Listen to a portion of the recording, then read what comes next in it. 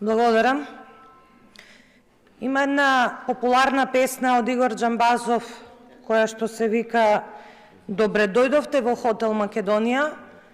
Јас ќе ја преименувам согласно вашите приоритети во вашите политички кариери, само тоа ви е приоритет, преименување на нештата.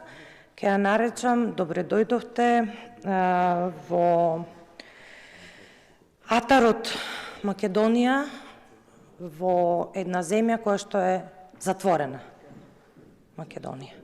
Резерват Македонија. Зошто?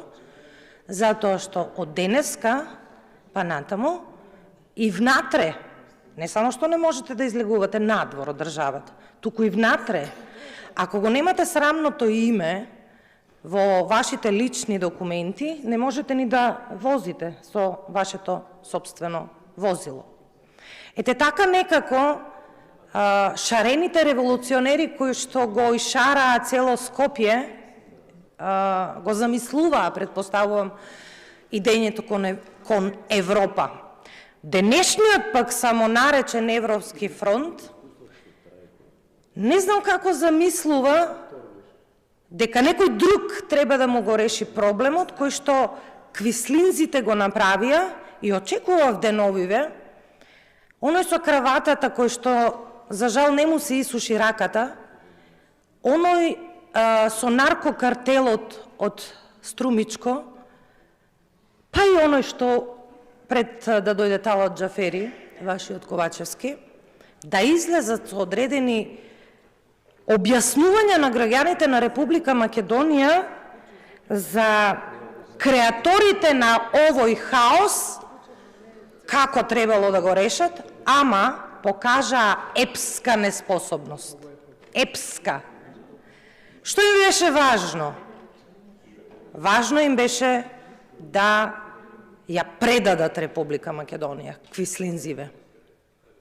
А вие тука, што веднете глави, гледам пораки сте добиле од Артан да реплицирате тук-таму нешто, еве, така некако ја замислувате државата заедно со зелената ДУИ и дезориентираната СДС.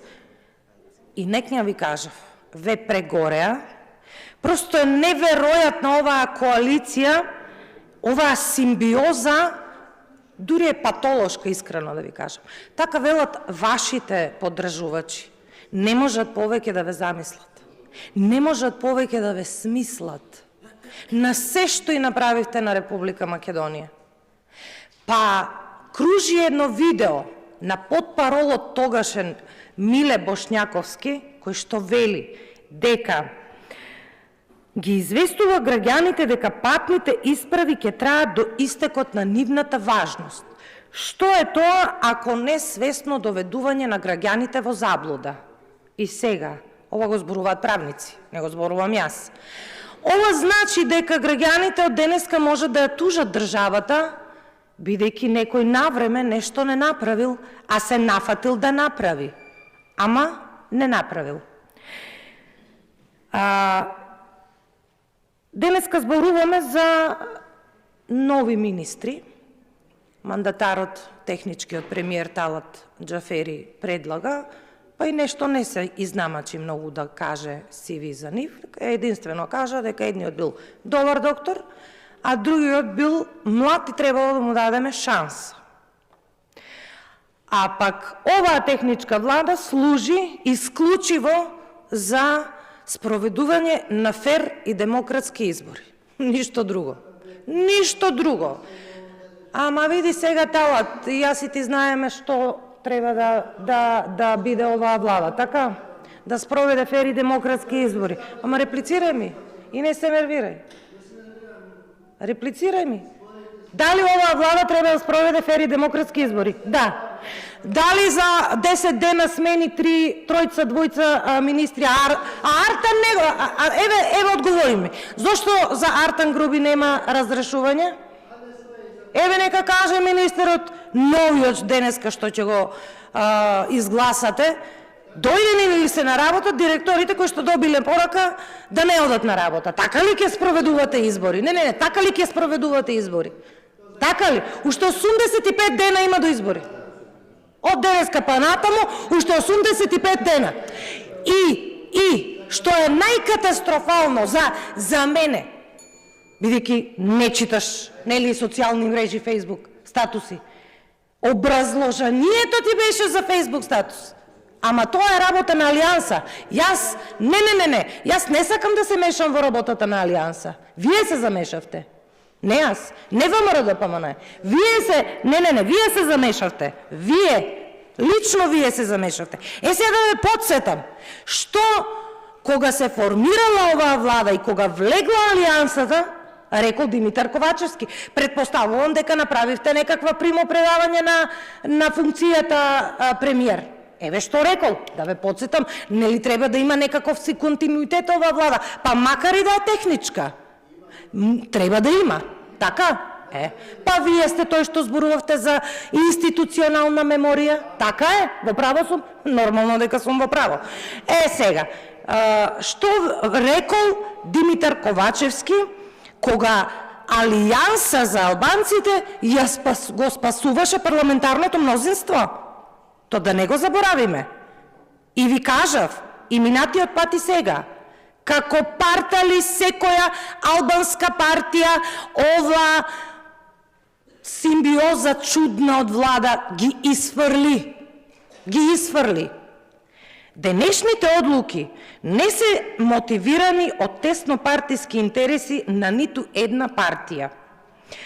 За мене овие одлуки не се врзани и не смеат да бидат поврзани со желбите, мотивите и барањата на било кое партиско раководство. Значи визионер, така се замислувал.